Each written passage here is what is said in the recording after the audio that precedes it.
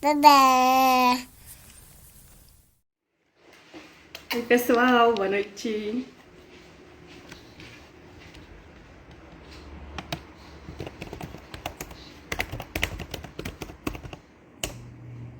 Vamos colocar aqui o nome da live.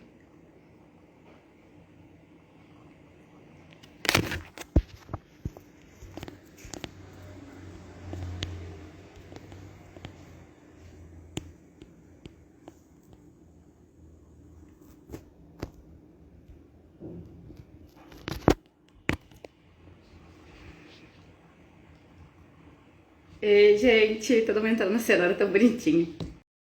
Dani chegou.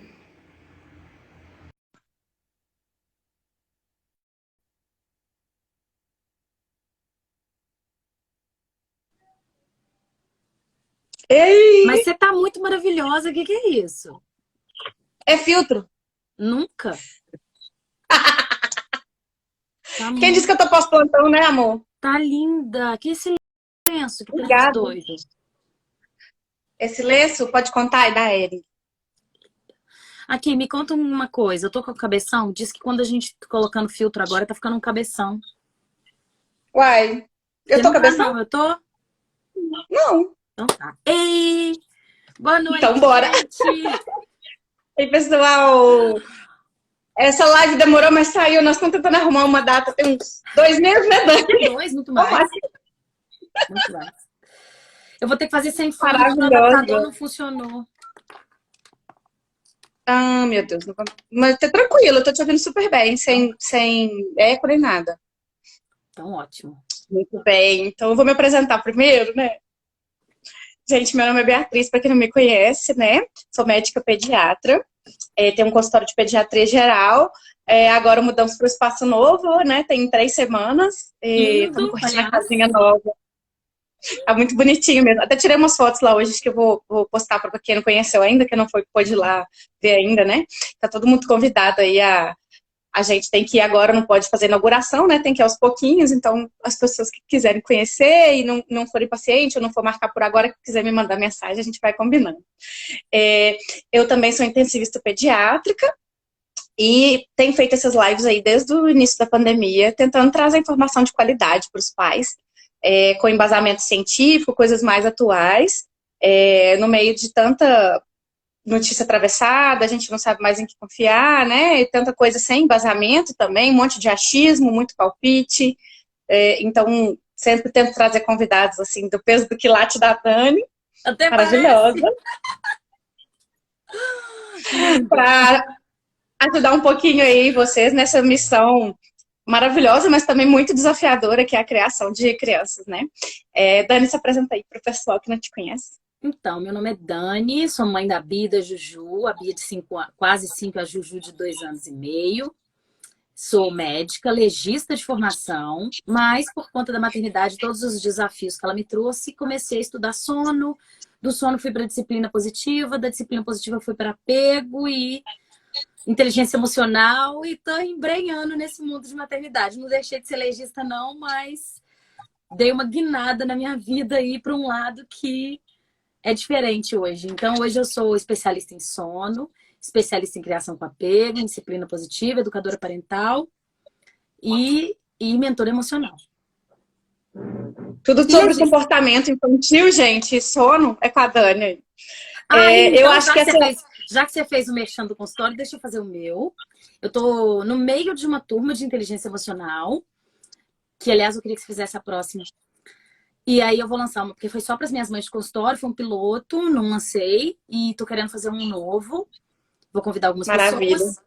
E é uma coisa que realmente vai ser um curso com base em criança interior, então que é a linha de inteligência emocional que eu gosto, que traz umas Uhum. feridas à tona. É um curso dolorido, mas é um curso muito importante para quem quer olhar para as crianças com um olhar um pouco mais empático, porque quando você reconhece a dor da sua criança, você olha para o seu filho com outro olhar. Maravilhoso, né, Dani? Eu acho que tem tudo a ver. E a gente fala muito isso lá no consultório, eu sempre trato isso.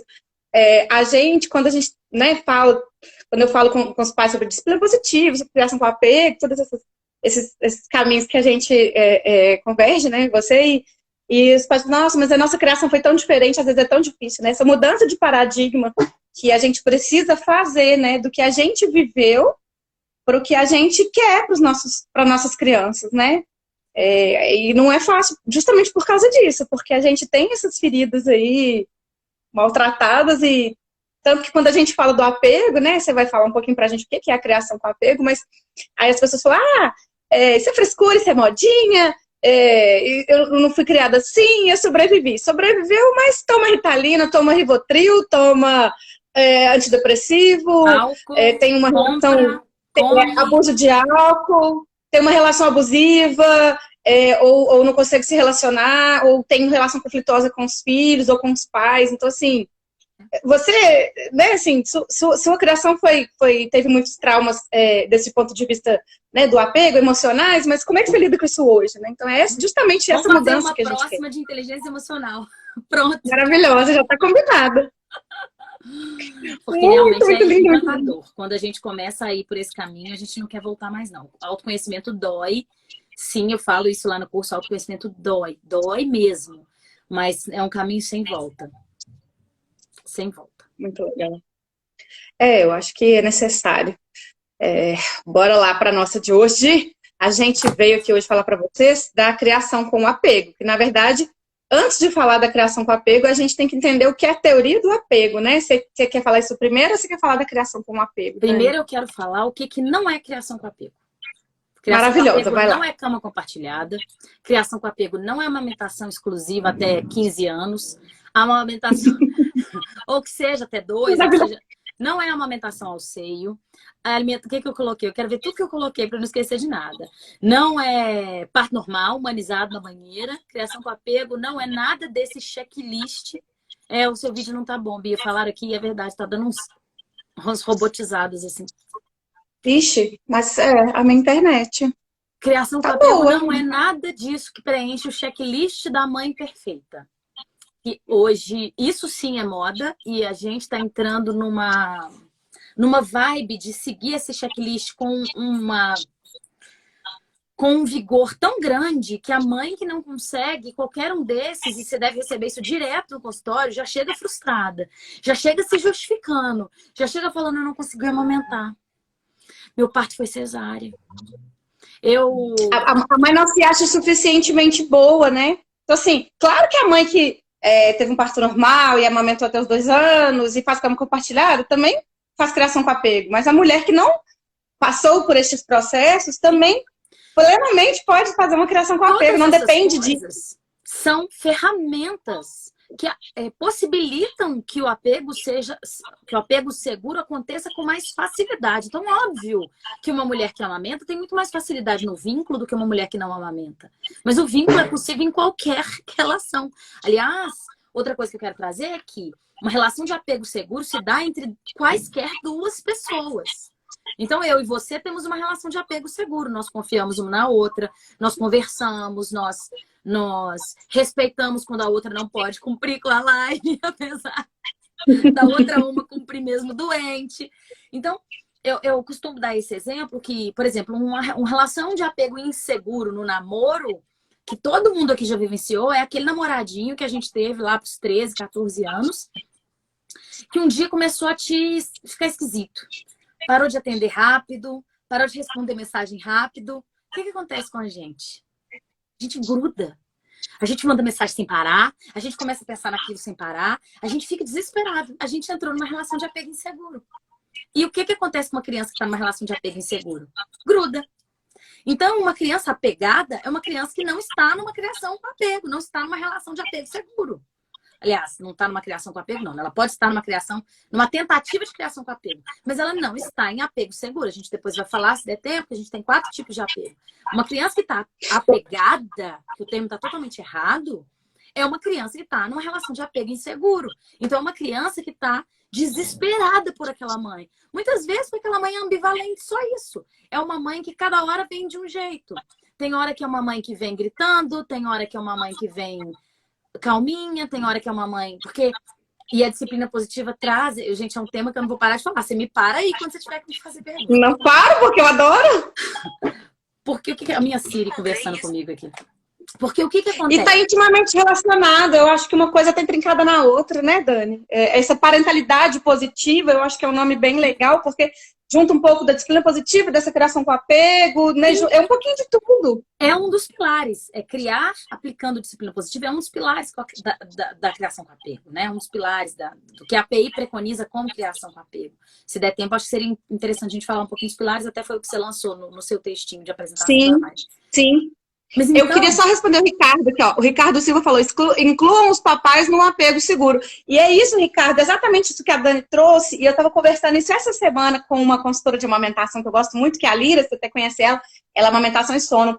E ela estava falando assim, que o apego seguro, muitas pessoas que falam sobre ele, falam só da mãe. E como que isso sobrecarrega a mulher, né? Tipo, não, ó, o menino chorou, toma aqui pra mãe, ele quer você. E, Ricardo, é isso, o objeto de apego do bebê ou da criança não precisa ser só a mãe. Qualquer pessoa, que aquela criança tenha essa transferência, confie e respeite a criança, tenha essa relação de reciprocidade, é um objeto de apego. Então, pode ser o pai, pode ser a avó, pode ser a babá. Quantas crianças que você já viu, Dani, que tem, às vezes, mais vínculo com a babá, às vezes, do que com algum parente? Então, todas essas pessoas podem ser objeto.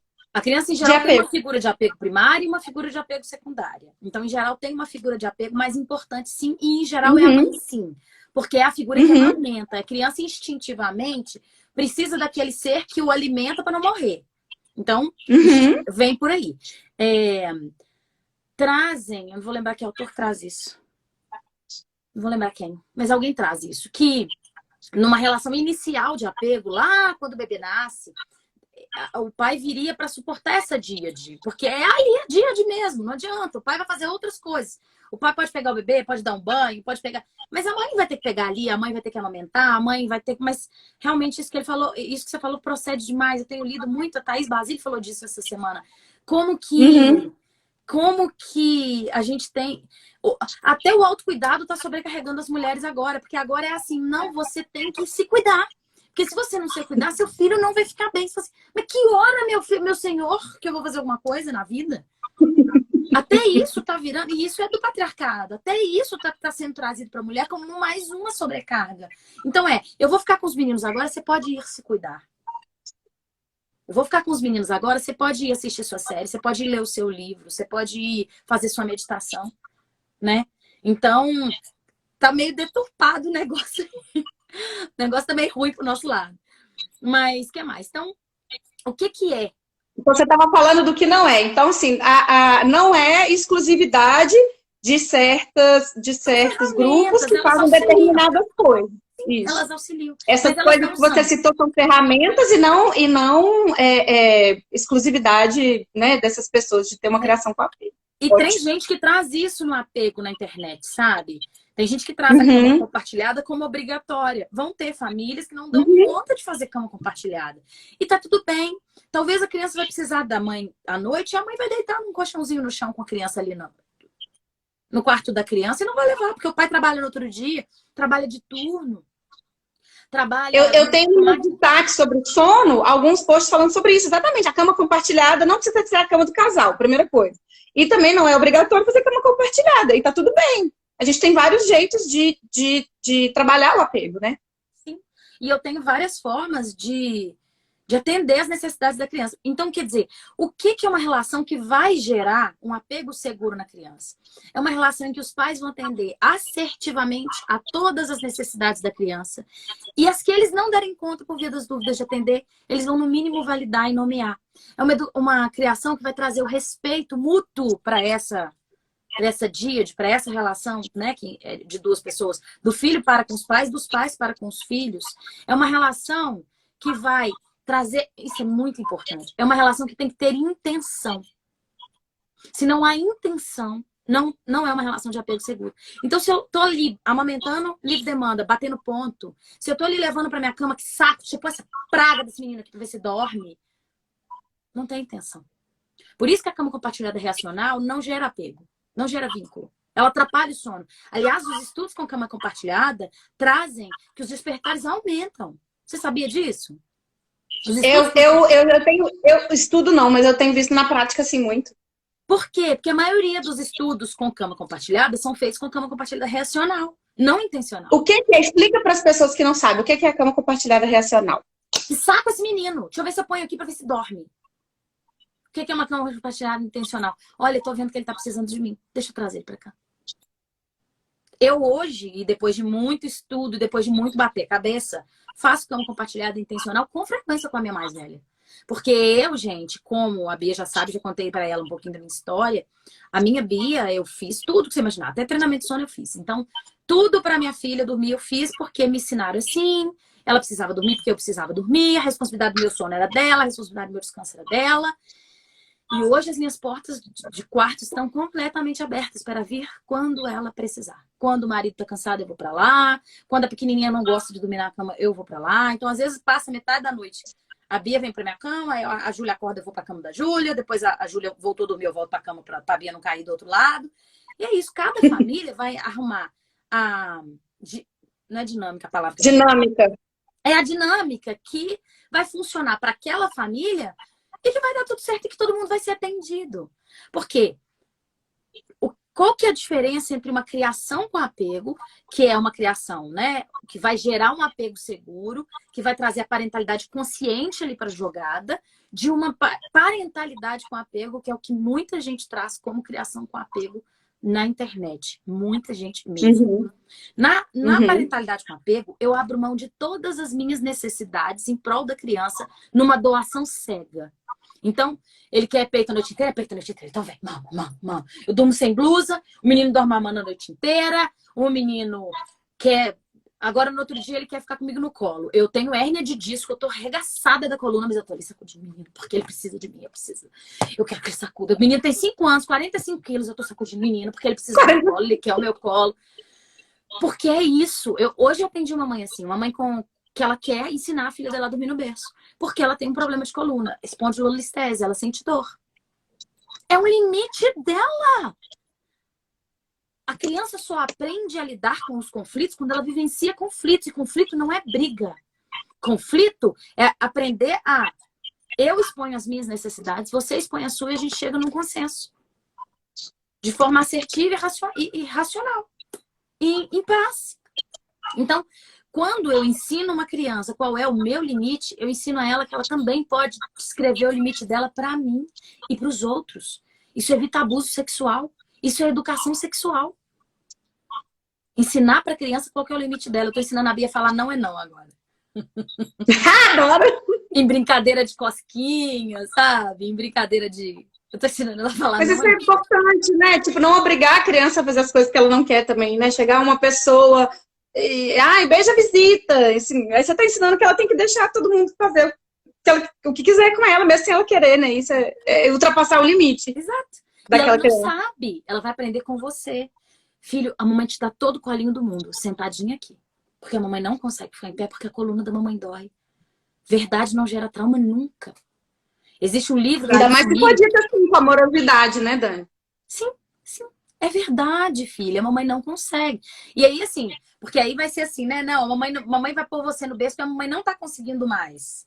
Na verdade, o bebê pesa 3 quilos. O velho, tipo assim. Vamos lá, é verdade. Porque a verdade é quem, né? É a honestidade emocional. É a intimidade emocional que vai gerar esse vínculo importante da fusão emocional. Então, quando eu tô pegando uma pessoa que tá ali aplicando uma parentalidade com apego, muitas das vezes essa mãe tá sendo permissiva para atender necessidades dela, de descanso, de dificuldade em dizer não, dificuldade com conflito, de precisar se sentir amada pelos filhos, porque ela tem uma ferida do abandono regaçada lá de trás ou da rejeição. E ela tá buscando no filho aquele amor que ela não teve do pai. Inconsciente, gente, totalmente inconsciente. Eu não tô procurando amor do filho para cobrir meu pai, mas eu tô. Porque quando eu faço qualquer coisa que esse filho não quer, qualquer cara, um filho mais velho, às vezes, que faz qualquer cara, que mostra que tá sofrendo, eu fico com medo dele. Nossa, tem uma frase maravilhosa que eu aprendi. Que traz assim: não faça pelo seu filho o que você... Não tente trazer para o seu filho e fazer por ele o que você não teve. Vou fazer por você tudo que eu não tive. Faça por ele tudo que ele precisa. Porque o que você não teve... Não, e a gente vê tanto isso, né? Uma culpa assim tão... tipo, O menino não pode nem chorar, às vezes, na mesa do exame, que às vezes o pai fica desesperado. Calma, gente, tá tudo bem. É importante explicar, nós não vamos segurar o menino na marra para ser examinado, mas assim, entende a diferença, Tem coisas né? que causam desconforto. Oi. Ficou. Não, deu certo. Deu certo, é porque teve uma atualização aqui, aí atrapalhou. Mas assim, então, nós não vamos obrigar a criança a fazer o que ela não quer, mas assim, a criança assim, não quer ser examinada na maca? Tá, mas a gente vai pôr no colo e vai explicar pra ela, você precisa ser examinado, você veio aqui pra te olhar e tal. Ela vai tentar fazer com menos desconforto, mas a criança também tem que entender que é necessário. Então, assim, porque da forma contrária, como que eu vou examinar, por exemplo? Perdeu aquela motivo de ser, né, da consulta, por exemplo. Então, assim, é necessário, é importante explicar para a criança também.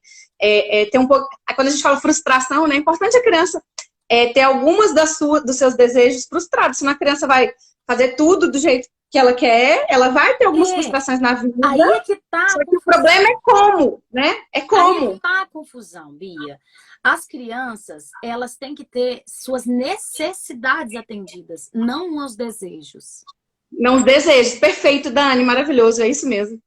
Então, eu tenho que atender a todas as necessidades. A criança precisa... Tem criança que precisa de colo para dormir. Mas esse colo tem que ser em pé, sacudido.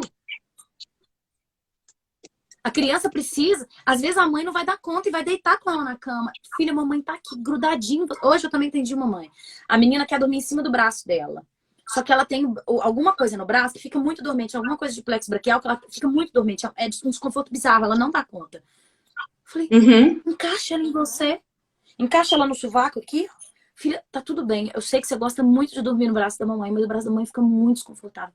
A mamãe vai começar a sentir raiva de você, de tanto que tá desconfortável pra mamãe. Então a mamãe te quer aqui em cima de mim, mas aqui no braço não dá. O que isso pode fazer de mal? E talvez a criança pode chorar. Pode acontecer dela chorar. Igual uma criança que a minha Bia chorou 45 minutos outro dia querendo uma flauta da Frozen. Eu já tinha saído do lugar e eu não ia dar um presente fora de hora. E aí? É desejo. Esses dias um paciente me mostrou no consultório um vídeo do filho, eu acho que era 2 anos dessa fase aí, que acho que estava chorando que queria... lembrei, queria uma boneca, alguma coisa que estava na casa da avó. O filho não tem jeito, tá na casa da avó, a gente não vai agora. Parece que a criança chorou assim, uns 40 minutos também. Assim, ela falou assim, o que eu faço? Não, você tem que acolher, você vai pegar no colo, vai explicar, mas você não vai sair de carro de madrugada, ir lá na casa da avó, entendeu? É totalmente diferente. Ela falou assim, mas, então assim, a criança chorou, ficou chorando porque não tinha problema, só que não ficou chorando abandonada, ela ficou chorando acolhida e conversando e tudo. Então eu acho que é bem esse como mesmo. Como? Não é o que você faz, é como você faz. O estudo de trauma do Dr. Porges, né? Dr. Porges da teoria polivagal, já ouviu falar? William Porges é um pediatra americano que fez um estudo com o trauma sobre teoria polivagal. Ele que traz a teoria daquele iceberg, sabe aquele iceberg que todo mundo fuga? Ele que fala disso, primeira vez. E aí ele fala o seguinte, quando você sofre um trauma, você tem um trauma, não, um estresse qualquer, você tem uma carga de cortisol que vai subindo até no talo do seu organismo. Todas as vezes que você é acolhido, esse cortisol é descarregado. E toda vez que você não é acolhido, esse cortisol se mantém alto. O que traumatiza é isso. O outro é descarregado. Inclusive, já tem estudos que mostram que na lágrima de raiva, principalmente, que era o que provavelmente essa criança estava sentindo, existe maior volume em mols lá de cortisol do que nas lágrimas de tristeza, por exemplo. Então, eu preciso chorar quando eu estou com raiva para aliviar o meu cortisol. Por isso que assim, embasado nisso também, quando tem os estudos de estresse tóxico, que são esses momentos de frustração não acalmados, né? Que a criança está abandonada ou frustrada, ou enfim, estressada, algum estresse que é permanente, né? Que é contínuo, diferente dos estresses em picos, né? Essa criança sofre alterações cerebrais mesmo, a nível anatômico, né? Então tem os estudos de neuroimagem que são muito legais, então tem tudo a ver, né? Uma coisa deve ser bem resultado da outra. Então, diferente, por exemplo, mandaram uma pergunta ótima, a Cíntia. A minha filha de 1 ano já percebe a hora que vou sair e que ela não vai. Isso pode gerar ferida do abandono nela? Como evitar? O que acontece, Cíntia, é que você não vai... Ela vai ficar triste, ela vai chorar, mas ela não vai chorar o dia inteiro pra sempre. Ela não vai, entendeu? É diferente. Ela vai ter um estresse, que você saiu, mas ela vai, dali a pouco, ela já vai estar brincando, ela vai estar fazendo outra coisa. E depende muito da pessoa que vai ficar com ela, né? De mudar esse foco, de levar ela para fazer outra coisa, de acolher também, né, Dani? Eu acho que a resposta é bem por aí. Mas na verdade, Bia, ferida emocional depende da interpretação da criança para o que ela viveu. Então, pode gerar. Como uma mãe, uma criança que deixou cair do cadeirão uma vasilha, pode ter uma ferida da rejeição porque a mãe gritou, porque assustou. Claro que não é uma vez isso, né, gente? E claro que a ferida vai ser levinha se for uma coisa dessas, como aí a da Cíntia. Mas pode. É por isso que a gente não pode viver com essa necessidade de ser perfeito, com essa necessidade de acertar em tudo, com essa necessidade de ter essa parentalidade perfeita, porque a gente não consegue. A gente está estudando, e parentalidade proativa também faz parte da criação com apego. Se eu não estudo para ser pai, para ser mãe, eu não consigo aplicar a criação com apego, não tem jeito, para que eu gere nos meus filhos o mínimo possível de feridas emocionais que vão existir, como todo mundo. Só que a criança que vivenciou uma infância regada desse acolhimento que a Bia falou, ela vai saber lidar com isso. Diferente de nós, precisamos de antidepressivo, terapia. Gente, outra coisa que alguém falou também, que eu não sei, acho que foi a Juliana Franco, que falou que eu morro de rir, que ela falou assim, gente, tem um tanto de criança amada no presídio, né? Um tanto de adultos que foram crianças muito amadas no presídio. Então, assim, amor só causa benefício. Que criança muito amada que precisou ir para ter terapia, de tão amada que foi, sabe? Só que aí é que vem a confusão. Então, quando eu abro mão das minhas necessidades para cuidar do meu filho, eu não consigo ensinar para ele como ele vai identificar as necessidades dele, se eu não sei as minhas. Quais são os limites, né? Ensinar, assim, né? Se você não tem limites, como você ensinar isso para criança, né? E aí, o que acontece? Eu evito conflito, eu sou permissiva, eu não tenho vida, eu não tenho marido, eu busco aceitação o tempo todo, e aí eu fico atendendo no automático, de forma mecânica, e aí vou para cama compartilhada, obrigatória, livre demanda, batendo ponto. Aquele menino, eu não aguento mais, eu até choro para dar mamar, mas eu tenho que dar mamar. Porque... Essa semana, Dani, foi ontem, uma mãe me mandou uma mensagem, uma mãe muito querida, me mandou uma mensagem assim, a neném dela tá com uns 9, 10 meses mais ou menos, ela falou assim, Bia, eu tô pensando em desmamar a fulaninha porque tá sendo muito sofrido pra mim, enfim, ela tava com outros problemas e tal, e voltou a trabalhar, e a produção diminui, a gente até trabalhou, fez consultoria de retorno ao trabalho, assim, né, ela fez tudo que ela podia, mas ela está tendo dificuldades que estão tornando isso desprazeroso. E ela me mandou uma mensagem assim, esperando que eu fosse, sei lá, pelo jeito que ela falou, esperando que eu fosse brigar com ela, ou que eu fosse, não, você tem que amamentar. Eu falei, essa decisão é só sua, isso tá te fazendo mal, eu vou te apoiar no que você decidir, porque é isso que o Dani falou, eu vou dar mamar chorando, tipo, tá péssimo pra mim. Então eu sempre falo com as mães, né? Elas falam, quanto tempo amamentar? Eu falei, gente, o infinito e além, enquanto tiver bom pra vocês dois, né? Pra mãe e pro neném. Tem que ser prazeroso, porque senão você perde toda essa questão aí do apego também, né? Assim, essa conexão. Como é que você faz essa conexão? Você tá... Imagina, não, que droga que eu tô aqui, esse negócio tá horrível, eu não consigo fazer nada. Né? A gente tem que ter esse equilíbrio.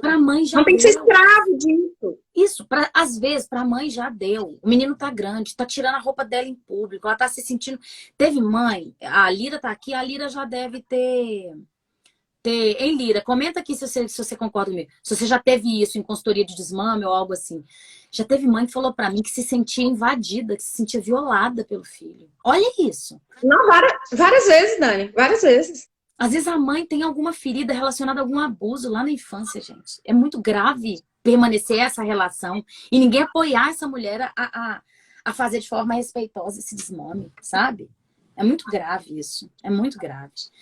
Então, assim... É diferente, né, Dani, de uma mãe que não tem informação nenhuma, tipo, sei lá, essa semana também eu recebi uma que semana passada, ela não conseguiu amamentar os 2 primeiros, ela teve até depressão por causa disso, porque mãe, né, gente, tudo é culpa da mãe, né? Enfim, eu acho que realmente é um caso de hipogalactia que é super raro, mas eu acho que pelo que ela me contou e tal. E ela tava para ganhar o terceiro neném, ela falou assim, eu não quero amamentar, porque foi tão sofrido para mim. E assim, e a gente conversou muito, e ela é super consciente dos benefícios da amamentação, tanto para ela quanto para o neném. É diferente de uma mãe desinformada que fala, não quero amamentar porque, sei lá, meu peito vai cair, porque eu não quero e tal, ou porque eu acho que é a mesma coisa. Não vai ter leite. Então assim, tem todos esses mitos. Então assim, eu acho que a mulher, ela tem que ser empoderada de informação, mas a decisão é dela.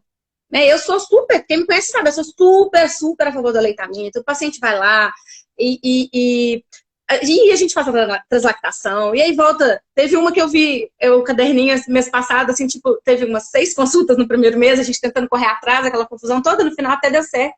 Mas assim, quando a mãe está disposta e desejosa disso, a gente corre atrás muito. E eu tento sempre mostrar esse lado importante. Tá? Agora, quando a mãe já está ciente da informação e é um desejo dela, gente, quem sou eu para obrigar alguma coisa? O filho é seu.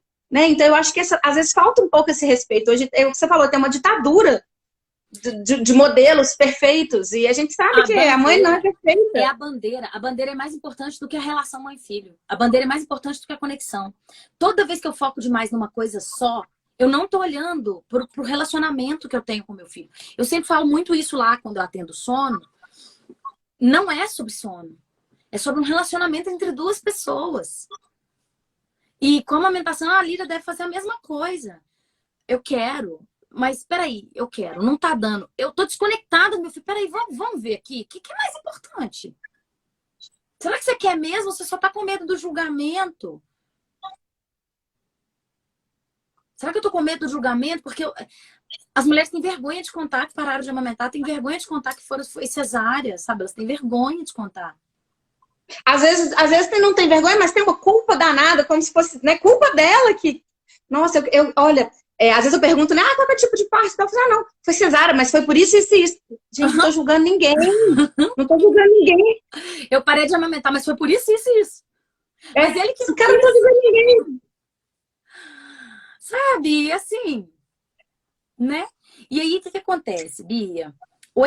Que eu tava falando, né? Que eu ia completar lá o que é o problema. O que do que é a parentalidade com apego, que é muito mais permissividade do que criação com apego, porque o 8º pilar, ele traz para mim que todas as necessidades das crianças têm que ser atendidas de forma prioritária, e quanto menor a criança, mais urgente devem ser o atendimento dessas necessidades. Mas... necessidades, tá, gente? Ela falou muito lindo, necessidades, não desejos. Eu vou ler exatamente como é. Todas as necessidades das crianças devem ser atendidas. E quanto menor a criança, mais intensa e imediata é essa necessidade. Mas a criança é parte de um quadro familiar completo que inclui necessidades dos pais como indivíduos, como casal e da família como um todo, inclusive dos irmãos. Porque a gente vê isso acontecer. A mãe começa a amamentar o mais novo, o mais velho que amamentava até ontem, agora ele não existe mais. Todas as necessidades da família inteira. E aí, então, o que é o desenho? Assim? Pena que não tem aqui. Acho que nem tem jeito de compartilhar quando tá de 2.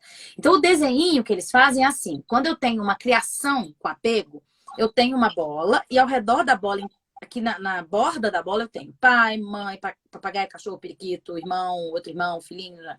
Quando eu tenho a parentalidade com apego, eu tenho criança, mãe e pai. Cá em cima, lá fora. Nem existe. Então, mãe não tem mais relação sexual, mãe não tem mais intimidade com o marido, não sai mais para jantar. Acabou a vida. Porque eu preciso... não consegue nem conversar, né? A gente ouve muito esse relato, a gente nem conversa mais. É tão às vezes, tão difícil, né? Eu preciso atender a tudo que essa criança parece que demanda. Mas aí é que tá, gente. O que vocês têm que entender é que quando vocês estão numa parentalidade com apego, você não tá atendendo as demandas da criança. Você tá atendendo tão no automático que você tá enfiando o peito na boca de uma criança que queria carinho. Você tá pondo para dormir uma criança que queria mamar. E aí o que você começa a fazer? Você começa a desconectar essa criança das próprias necessidades. É aí que... porque nós somos completamente desconectados das nossas necessidades. Você tá brigando com o marido, isso já deve ter acontecido com você, acontece com todo mundo. Você tá brigando com o marido e depois fala assim, peraí, o que eu queria com isso? Você não sabe nem o que você quer. Deixa eu tentar explicar pra ele. Por que a gente tá brigando mesmo? Porque você ficou com raiva por um gatilho emocional seu, que às vezes não tinha nada a ver com ele, E às vezes você tinha uma necessidade que você podia ter expressado de forma assertiva, mas você nem sabe qual é. E o Marshall traz isso muito lá na comunicação não violenta, que a gente... Tanto que ele tem lá uma lista de necessidades que a gente não sabe reconhecer as próprias. Então, muitas das vezes eu tô atendendo uma criança no automático, e uma criança que tinha necessidade de uma coisa, eu tô atendendo com outra, porque agora é hora de mamar. Agora é hora de... Não, eu faço livre demanda. Então agora tem que mamar. Tem que mamar, tem que mamar. E o menino já não tá mais na livre demanda. Na livre demanda no sentido de mamar a todo momento, tá, gente? O menino ainda tá fazendo livre demanda, mas ele está no Ele momento... não precisaria mamar com tanta frequência, por ele já tá exemplo, né? aprendendo outras formas de interação, só que eu não enxergo isso. E ele tá ali chamando a minha atenção, fazendo barulhinhos. E ele ganha um mamar na boca para calar os barulhinhos que não eram choro. Eram barulhinhos para chamar a minha atenção, porque eu tô no celular. Às vezes eu tô ali amamentando de 1 em 1 hora, porque eu faço livre demanda, no celular. Eu não tô olhando nenhum. Zero conexão com aquela criança, né? Zero conexão com aquela criança. Então, E isso é tão importante para tudo, né, gente? Para o desenvolvimento cognitivo, para o desenvolvimento de arquitetura cerebral mesmo.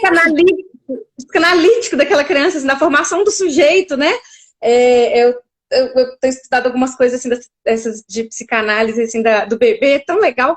E falando isso da formação do sujeito, como a criança precisa do olho no olho, como o bebê de 2 meses, de 1 mês, precisa do olho no olho. Então, isso que às vezes a gente não dá. Já viu? Tem um estudo do Harlow que mostra que a criança, quando nasce, ela procura primeiro o olhar, depois o peito. Que tem aquele estudo, né? Que a criança vai, sim, embrenhando até chegar na mama, ela procura o olhar da mãe antes da mama. Depois que ela viu, ela não. Olha que coisa mais maravilhosa. É pra mostrar lindo, né? Que não precise, gente. Pelo contrário, eu também sou super pró-amamentação. Eu amamentei as minhas 2 até quase 2 anos, as 2. Então não é sobre não amamentar, é sobre poder não amamentar caso aconteça um imprevisto. E não é por isso que vai ter algum problema ali. Então, quem mostra pra mim se a criança tá numa relação de apego seguro ou não, é a criança, é o comportamento da criança. Não adianta a minha mãe vir aqui no meu consultório, falar pra minha mãezinha lá do consultório, vir falar pra mim assim, e eu tenho uma relação de apego. Aí ela me conta que o menino tá grudado o dia inteiro na barra da saia, não é época de ansiedade de separação, vai deixar na escola, morre de chorar, tem 3 meses que tá em adaptação, não para de chorar, não vai no colo de mais ninguém, ou o contrário, tá rejeitando, não quer a mãe de jeito nenhum, só vai no colo da babá, só dorme com o pai. Esta criança não está numa relação de apego seguro. Não de apego seguro, né? Não está numa relação de apego seguro. Algo ali tá acontecendo e eu preciso resgatar essa criança pra mim. E é uma coisa que pode acontecer em qualquer casa, gente. Minha Júlia entrou numa relação de apego inseguro e passou a preferir babar comigo na época. Durou 1 semana, porque eu fiquei desesperada. Corri atrás de conexão igual uma louca. Com todas as ferramentas que eu tinha direito. Mas aconteceu. Ela estava adoecida, doença ativa o comportamento de apego, então é normal a criança ficar mais apegada, no sentido literal, né? No sentido que o leigo fala, quando a criança está no comportamento de apego. Depois a gente pode falar sobre isso se você quiser. E ela preferia babar. Então ela vinha pro meu peito, mamava e dava o bracinho pra babar. Olha que loucura. E a babá foi figura de apego secundária dela por muito tempo. Até meu marido reassumiu o lugar dele. Então, é fácil isso acontecer, gente. Isso é muito fácil de acontecer. Isso é muito fácil de acontecer. Eu aqui, que tô aqui estudando, antenada, preocupada. Excesso de trabalho. Atenção demais pra primeira filha, porque ela não podia sofrer. Criança ferida, eu sou mais velha. Eu não queria que a minha mais velha sofresse o que eu sofri. Então, quem ficou de lado foi a mais nova. Quem é mais novo faz o contrário. Porque não tem essa dor. Aí fica lá agarrado no recém-nascido e o coitado lá fica jogado, porque não tem essa dor. Nem imagina que ele pode estar sofrendo. Eu não sofri. Ninguém me destronou. Tudo impactado pelas nossas vivências e pela forma como a gente interpretou tudo que a gente viveu. Então, quem vai desenhar essa relação é a criança. E eu vou saber se tá indo bem ou se não tá indo bem pela criança. Você vê? Dani, então, a gente falou do apego seguro e do apego inseguro. Você acha que dá tempo de falar um pouquinho sobre os pilares? Dá. Assim, rapidinho? Deixa eu tentar falar rapidinho. Quais são os pilares da criação com apego? Vou falar só os títulos e a gente escolhe algum para explorar. Tá? Preparo para a gravidez, nascimento e parentalidade. Então, é estudar para ser pai. É parentalidade proativa, né? Alimentar com amor e respeito. É muito importante que a mãe alimente sempre que possível o bebê. Muito importante. Muito importante. E isso foi o que a Dani falou. Não necessariamente, se você não amamenta no peito, você vai dar a mamadeira olhando no olho, conversando com a sua criança, cantando para a sua criança. Então, você consegue alimentar a criança com amor, mesmo que você não amamente no peito. Eu tá? chamo Então, de amamentar, sabia? Hoje em dia, depois disso tudo, eu chamo de amamentar. É amamentar, né, Dani? É amamentar. Você só não vai amamentar, eu sei, mas você vai amamentar. É o mamar, né? Eu chamo. Responder com sensibilidade, que trata de confortar, de atender as necessidades. De acolher. De validar esses sentimentos, às vezes, de insegurança, Responder de ao frustração. choro, sempre, sempre. Todo choro é um desconforto. Eu preciso responder, eu não preciso ceder, são coisas diferentes. Mas eu preciso responder a todo choro. Usar o toque estimulante, que é o pele a pele, amamentação, massagem, sling. Aqui que eu tinha combinado, pensado em falar do estudo ralo. Garantir essa é muito importante, gente. A maioria das pessoas que falam de apego na internet dizem que não tem que mexer com sono. Porque menino não dorme mesmo, isso é normal. Normaliza a privação de sono materna, normaliza a acordação O cansaço materno. Normaliza a acordação, é isso aí. A vida é assim, aceita. Você foi ter filho, aceita que dói menos, põe na sua cama, tira a blusa, põe o marido no sofá e a vida é essa. Olha o quinto. Garantir um sono seguro física e emocionalmente. Eles podem acordar ocasionalmente durante pesadelos, dentição, doenças, saltos de desenvolvimento, picos de crescimento ou durante períodos de transição. E como resposta ao estresse dos pais. Então, promover um ambiente de sono adequado, uma rotina adequada, higiene do sono, promover as questões relacionadas ao sono é responsabilidade do adulto. Não existe isso de menino dorme mal mesmo, a minha vida. Não. Você está negligenciando uma coisa importante, que é o quinto pilar, não é em vão. Isso está lá na API, é só traduzir. Fornecer cuidados consistentes e amorosos, praticar a disciplina positiva como pilar e o que eu já falei, que é o esforçar-se pelo equilíbrio em sua vida pessoal e familiar. É lindo demais, gente. Eu sou muito. Não é? Eu acho que completa tudo. Quer falar de algo específico ou quer falar das situações que ativam o comportamento de apego? Para as mães não ficarem mais culpadas ainda do que elas já estão. As mães já estão querendo saber dicas de como fortalecer essa relação de apego seguro. Quando se resgatar, quando se perde um pouco, que é isso que você estava falando que aconteceu com a sua, por exemplo. Conecta, dedica tempo, brinca, olho no olho, atenção plena, deixa o celular longe, pede aos outros adultos para saírem de perto. Cata pra você. Gruda, gente. Quando você gruda, o menino desgruda. Gruda que o menino desgruda. E se o menino tiver desgrudado, você vai ter que ir aos pouquinhos, porque às vezes vai preferir outra pessoa mesmo. Nunca tirar outra pessoa de cena, porque muita gente vai e fala assim, demite a babá. Jesus amado, foi o que aconteceu com o Bowlby, o criador da teoria do apego. Ele tinha uma babá maravilhosa, a babá sumiu da vida dele, e ele fez toda a teoria do apego baseado na relação de apego que ele tinha com essa babá.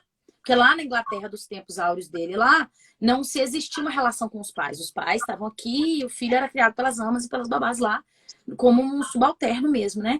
A criança não era vista, né? Não existia naquela época. Como hoje ainda não existe, né? Infelizmente, ainda estamos no caminho, mas... O Ricardo falou pra gente falar um pouquinho mais da higiene do sono. Ricardo, a gente fez uma live, eu e a Dani, só sobre sono. E a gente falou muito sobre a higiene do sono. Então, pode procurar lá no meu IGTV, que tá salva, tá? No meu YouTube também tem live só de... Também tem, né? Tá bem legal. E aí, usando como praticar descansatividade. A gente falou tudo, eu acho. A gente ia falar sobre algum pilar especificamente. Pode sugerir aí o que você acha assim, mais legal pra gente falar. De qual pilar? Bom, eu já falei o do sono inteiro, porque, né? Esse é aquilo, não tem... Eu acho alimentar com amor e respeito importante. Isso porque tem muito o mito de que quem tem que dar mamadeira é outra pessoa. Né? E na verdade não é. Quem tem que dar mamadeira é a mãe. A mãe que não vai amamentar tem que alimentar o filho. Então, pegar uma criança para começar uma introdução alimentar e não pôr ela no cadeirão, não. Põe ela no colo, ali pertinho, aconchegadinha. Fica na frente de um espelho se estiver difícil, põe ela de ladinho se estiver difícil. E alimenta com você. Porque o que a criança, muitas, não, né? Não é uma coisa... Mas o que a criança pode sentir sendo alimentada ali? Nossa, isso aqui tá me desconectando da minha mãe, isso aqui tá me desligando da minha mãe, eu não quero isso. Então, deixar ela provar, deixar ela lamber o alimento que tá na sua mão, deixar ela passar a mãozinha no alimento que tá na sua mão. É introdução alimentar respeitosa também, né? Não pegar aquele aviãozinho, o aviãozinho invasor ali, enfiar a goela abaixo do menino, né? Deixar a criança...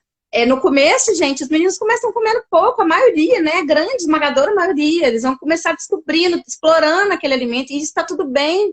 É importante ter essa paz de espírito, de não querer que o menino comece comendo tudo, né? Então, assim, de pôr o alimento, deixar o menino ter aquele contato sensorial, pegar a colher, deixar a criança pegar na colher, e aprender a respeitar a saciedade da criança. Às vezes a criança já comeu um cisco, 2 colherzinhas assim, ó, e a criança não quer mais. Aí a criança vira a cabecinha, a criança joga o negócio, e a gente fica lá, querendo que ela coma mais. Então, assim, isso também é uma falta de respeito na alimentação, né? Imagina se você é adulto, num dia que você tá lá meio sem apetite, aquele dia que você não tá muito pra comer, e vem uma pessoa assim, não, come mais, você tem que comer mais. Toma aqui, enfia a colher na sua boca. Tem certeza? Você já pensou? Só mais uma colherzinha. Inclusive, tem um vídeo sensacional do Porta dos Fundos, que é uma mulher no restaurante, e o garçom fica, não tem que comer, come mais esse. É sensacional, é muito engraçado. E é isso, né, gente? E isso serve para tudo que a gente fala na disciplina positiva, nessa criação com respeito, de se colocar no lugar da criança. Se aquela criança fosse um adulto, você ia estar tratando ela daquele jeito? Né? Se fosse, em vez de ser criança, fosse seu marido, fosse seu amigo, você ia estar fazendo daquele jeito? Falando assim, não chora não foi nada, não doeu. Ué, não foi não? Como é que você sabe que não doeu? Não, com a criança você fala isso. Quando o adulto cai, você vem, levanta, tá tudo bem, você machucou. É impressionante. Não, tá tudo bem? Você quer alguma ajuda? Né? Então, assim, se coloca no lugar daquela criança. Ou então, se tiver muito difícil, faz de conta que é um adulto. Como você faria? Eu acho que falta muita simpatia. Assim, às vezes achar que a criança é um boneco. A criança não é um boneco, a criança é um ser. A criança é um ser com sentimentos e medos, e, né? A gente também tem que respeitar. Então, quando a gente fala de introdução alimentar respeitosa, desfraude respeitoso também, que eu já fiz uma live super legal com a Ana Carmen, que é uma nefro-pediatra que eu adoro, e que também professora de disciplina positiva, educadora parental, ela é maravilhosa. Falando muito sobre isso, assim, como tudo que a gente for fazer com a criança, a gente tem que tentar fazer de forma respeitosa. Não exatamente cedendo para coisas que não são necessidades, que são desejos, enfim. Tem esse limite, né? Esse limite é importante. Mas, assim, eu preciso fazer daquele jeito, eu posso fazer de uma maneira mais respeitosa. Sim, então, os limites tudo que a gente podem ser vai fazer comunicados de forma amorosa. Porque a criança precisa de margem, né? Ela precisa de limites. Mas esses limites são limites de convivência e limites de proteção. Eu não preciso de dar limite. Menino quer andar descalço? Anda descalço. Menino não quer pôr blusa? Não tem que pôr blusa. Mas... o que for um limite real pra mim, porque às vezes né? Mas é outra live, é tema pra outra live. Depois a gente fica... E tem algumas coisas, eu tenho uma palavra boa que eu já li estudando um pouco sobre isso. O que é inegociável, né, Dani? O que é inegociável? Tá frio lá fora, eu preciso sair de blusa. Ok. Agora, andar descalço no chão. Até fiz um post recente sobre esses mitos da friagem, né? Então, você falou, maravilhoso. O menino que anda descalço no chão da sala, vai matar o menino, vai gripar, vai fazer algum mal? Não vai fazer. Só porque eu quero que ele põe chinelo. Tipo, por que a minha vontade tem que ser soberana, né? Porque ele não vai fazer mal pra ele. Não é só sobre a vontade, é crenças infantis. A maioria dos limites que a gente aplica são crenças infantis. Se você para olhar, são coisas que você aprendeu e você não sabe nem de onde é que veio. E você continua reproduzindo. Então, sempre parar pra olhar e falar assim, peraí, isso é meu? Ou isso é da minha mãe? De quem que tá vindo isso? De onde é que tá vindo isso? Andar descalço. Não, eu acho que gripa. Pergunta pro seu pediatra se gripa. Se o seu pediatra liberar, você deixa.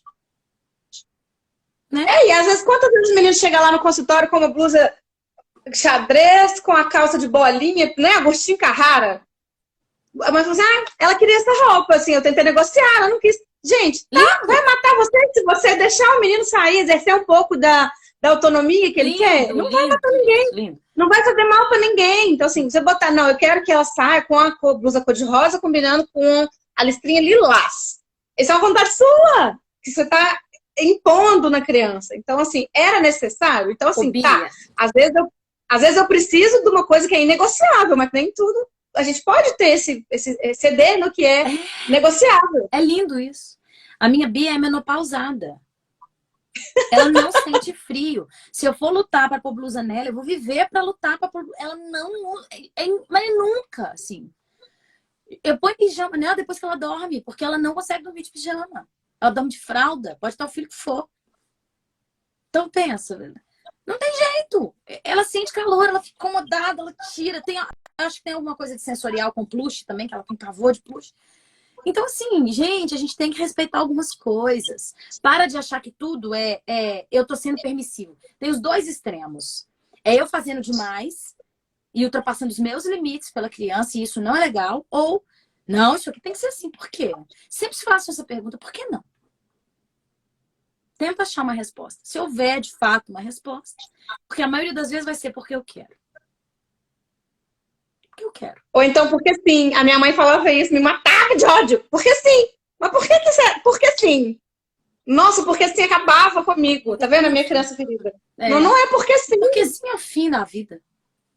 E aí, você falando da alimentação, a Jenny fala naquele livro de A a Z, sabe? Aquele Disciplina Positiva de A a Z, ela fala que é muito legal isso. Ela fala assim, ó, quem determina o que, quanto e que horas vai comer é a criança.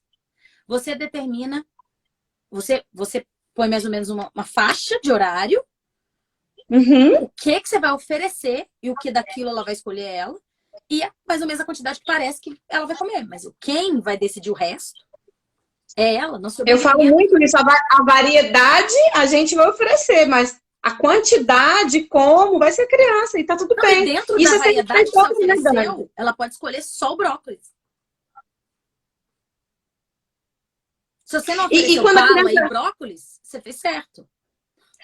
E quando a criança começa a ter aquela fase de um pouco mais seletividade, próximo de 1 ano e meio, 2, a gente dá muito tiro no pé. Eu falo isso muito com os pais, assim, bota o prato, você vai ficar aí até você comer.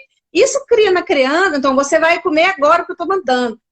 Isso cria na criança uma relação conflituosa com a alimentação. A alimentação vai ser aquele horário, assim, estressante, aquele, nossa, já tá chegando aquela hora, o menino fica até taquicárdico, tá chegando aquela hora que a minha mãe vai brigar comigo, que ela vai me obrigar a comer.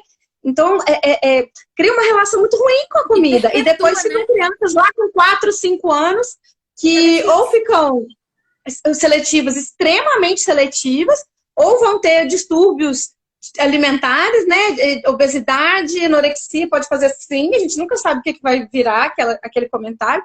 Então, assim, claro que nós não vamos deixar o menino passar fome, óbvio que a gente vai pelejar, e eu tenho uma live com a Mariana maravilhosa sobre essas dificuldades alimentares da criança seletiva, que começa próximo de 2 aninhos, mas tem estratégias para a gente tentar minimizar, melhorar, dar disfarçado, usar sempre um alimento amigo com um novo. Então tem estratégias, mas é o como. O que eu sempre falo, não é o que você vai falar, é como você vai falar.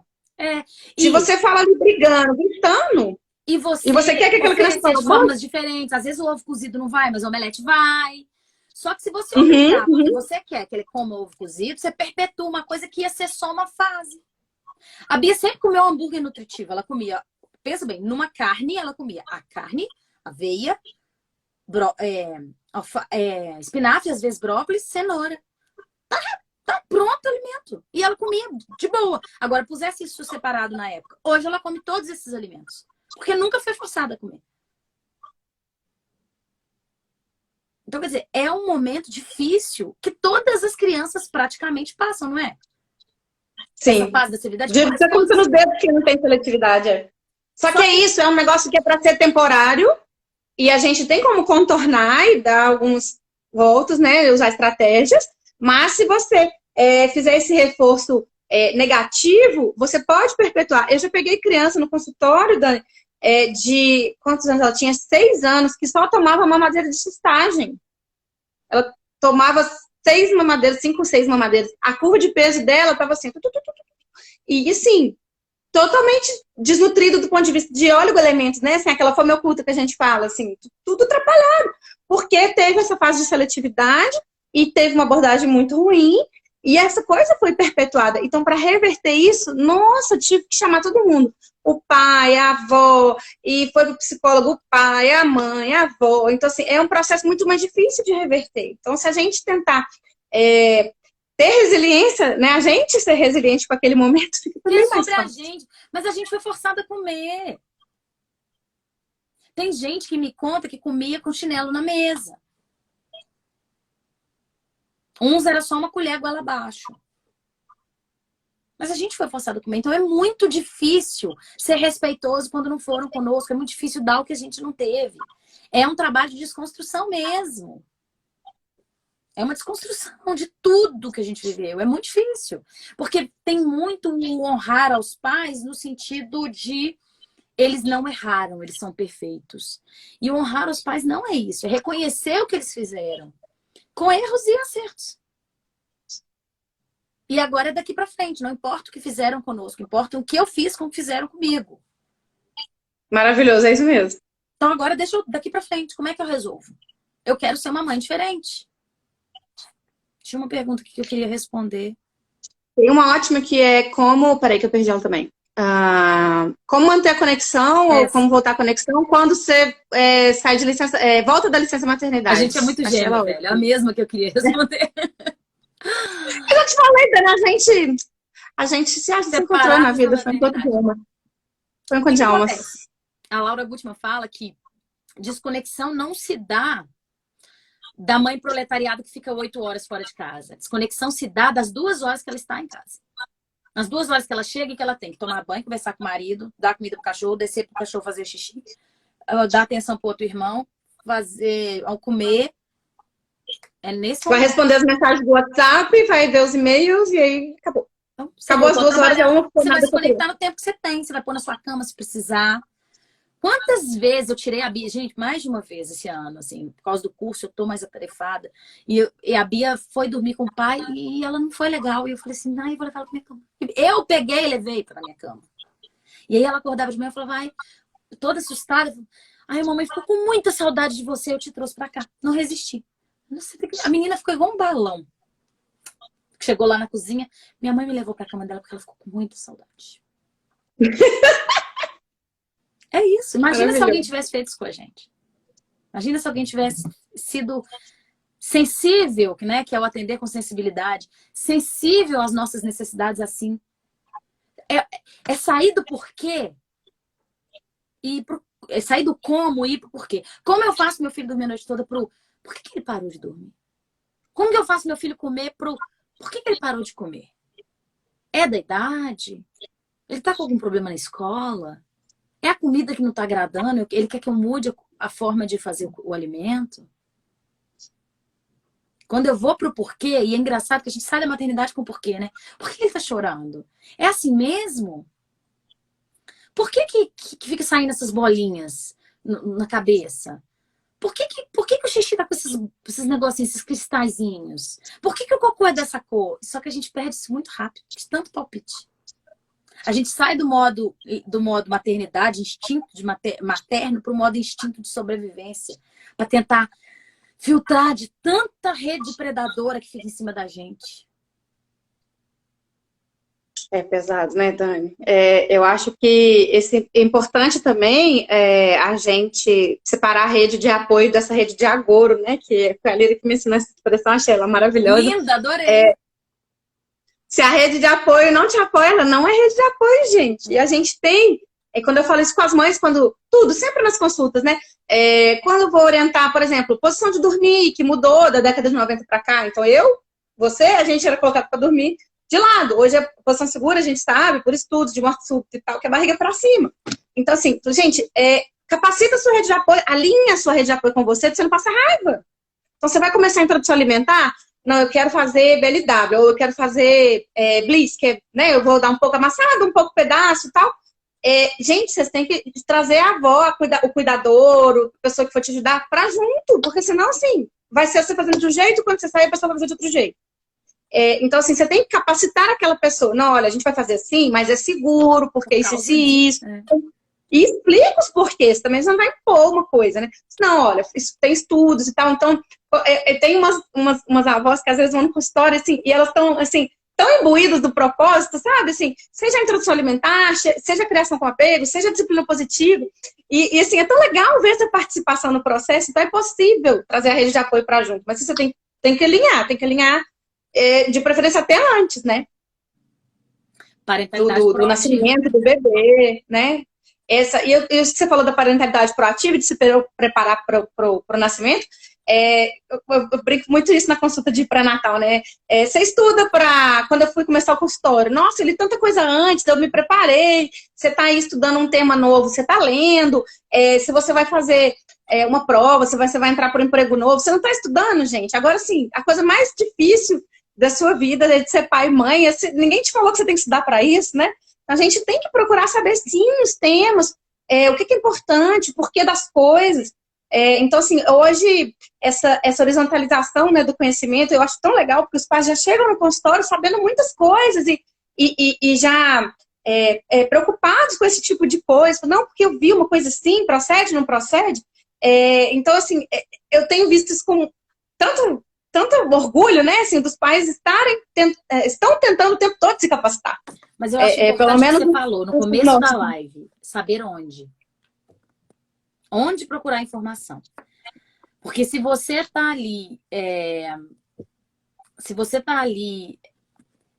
buscando informação ao léu, você vai ter de tudo e você vai ficar perdido e você não vai saber o que fazer. Escolhe uma pessoa e segue. Internet aceita qualquer coisa, né, gente? Isso é importante. Escolhe alguém que te agrada, que está falando a mesma língua que você e siga. E resolve, e fica ali, não sai dali. Isso é super importante, ver a fonte, né? Igual quando tem esses estudos aí sobre as vacinas, sobre os remédios, aí as pessoas trazem, não, porque tem estudos, tá, mas como é que é o estudo? O estudo é bem feito? É um estudo observacional? Estudo observacional não serve para ver eficácia de remédio, por exemplo, né? Então, assim, tudo na vida né? E essas lives têm essa finalidade, desde que eu comecei com elas, de ser uma fonte de conhecimento embasado. A gente sempre traz as informações e depois, assim, eu sempre posto também os artigos, as coisas. A gente não está tirando as coisas da nossa cabeça, a Dani estuda isso pra caramba. Eu também, bibliografia, eu não estudo só no Instagram da Thais Basile, entendeu? Eu estudo em bibliografia, palpável. Então, a Thais Basile é maravilhosa, tá? A gente não tá falando mal dela, não. É só porque, assim... Senão você não adianta, assim, né? Você vai buscar conhecimento só no Instagram. Não porque eu vi uma live, tá. A live pode ter um tema ótimo e pode ter um conhecimento super legal. Como essas que a gente tem feito. Mas, assim, veja se as coisas se tem embasamento, né? Se não foi tirado, assim, da cartola, ou agora isso. E se faz sentido, né? Se tá em ressonância com o que você pensa, com o que você sente.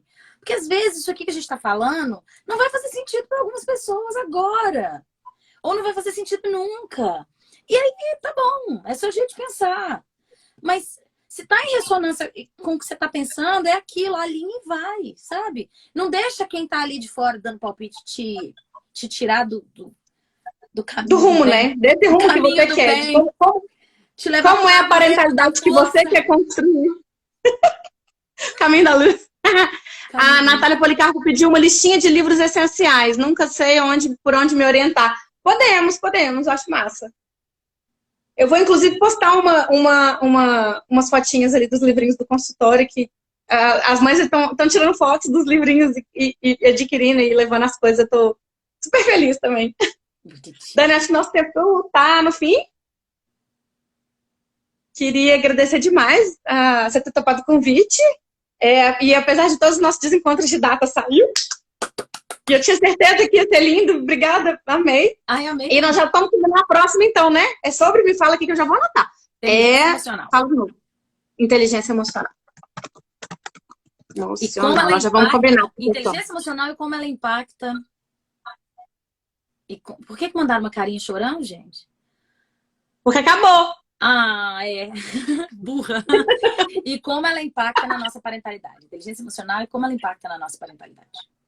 Maravilhosa, Dani. Muito obrigada, meu querido. Amém também. Obrigada a você. Gente, segue a Dani lá, ela tem tanto conteúdo bom. E dá uma maratonada lá, tanto nos destaques quanto no feed. As coisas de sono, mas também as coisas de criação. De como criar crianças hoje, né? E esses desafios, tá? Ela é show de bola. Obrigada, querida. Idem. Beijo, amor. Tchau, meninas. Tchau, gente. Vai ficar salvo aqui no IGTV, tá, gente? Então, depois, se vocês quiserem compartilhar com alguém, pode mandar lá o aviãozinho, que pode mandar para quem vocês quiserem. E vai ficar salvo para sempre, né? Até enquanto tiver Instagram. Um beijo, gente. Tchau. Beijo. Com Deus. Obrigada a vocês pela presença. Bebê.